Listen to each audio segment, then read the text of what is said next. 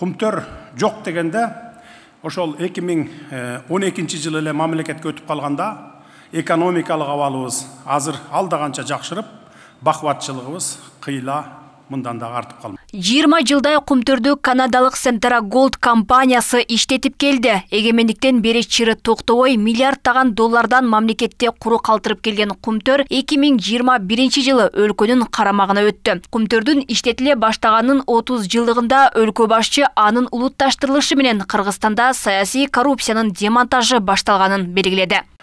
Буга чейин айтылып келген Кыргызстан кенди өз алдынча иштете албайт, мындай татаал өндүрүштү алып кете албайт деген куру сөздөргө дагы татыктуу жооп бере алдык десек жаңылышпаймын. Анткени Кыргызстанда кен иштетүү багытындагы жогорку квалификациялуу жана тажрыйбалуу кадрлардын катары жетишип калган эле. Алардын намыскөйлүгүн жана өжөрлүгүн бүгүнкү мааракеде өзгөчө баса белгилеп айтып кетким келет. Учурда Кумтөр ишин 1 мүнөттө токтотпой, алдына коюлган пландарын так аткарып, кенди андан ары өнүктүрүү боюнча стратегиялык максаттарын ыраттуу түрдө ишке ашырууда. Кен байлыктын Кыргызстанга өтүшү менен андан түшкөн киреше өлкөнүн экономикалык өсүшүнө мүмкүнчүлүк ача баштады. Буга чейин Centara 20 жылда өлкө казынасына 100 миллион доллар гана төлөп берген. 2 жыл аралыгында Кыргызстан алтындан канча киреше тапты, төмөндө тизмектейбиз. 2022 жылы 17,3 тонна алтын өндүрүлгөн, 32,2 миллиард сом салык жана милдеттүү төлөмдөр төгүлгөн. Таза киреше 371 миллион доллар болгон. Ал эми 2023 жылы азырынча 14 тонна алтын казылып алынды. Быйыл 9 айда Кумтөрдөн республикалык бюджетке 20 миллиард 489 миллион сом түштү. Анын ичинде салык төгүмдөрү да бар. Анын эсебинен мамлекеттик кызматкерлердин айлык акылары жогорулады. Учурда кендеги алтындын кору 134 тонна. Мындан сырткары өлкө уулу калдык сактоочу жайдагы калдыктарды да иштетүү жолун кароодо. Кыргызстандын экономикасы мына бизде саясатта дайым айтылып келгенде, эгерде Кумтөрдү улутташтырып салсак, биз аны баягы жөндөп кете албайбыз. Кыргызстандын колунан келбейт.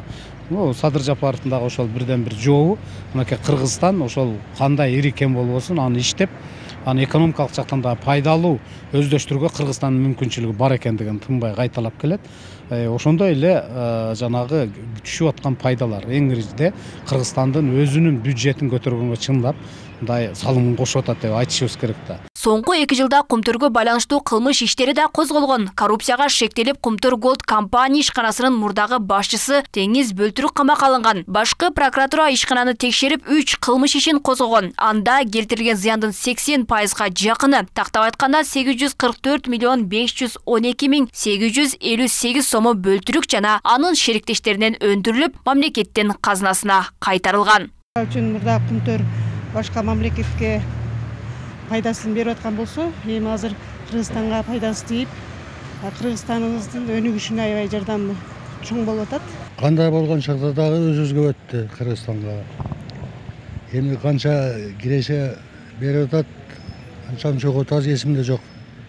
Эми жакшы да баары өзүбүздүкү да.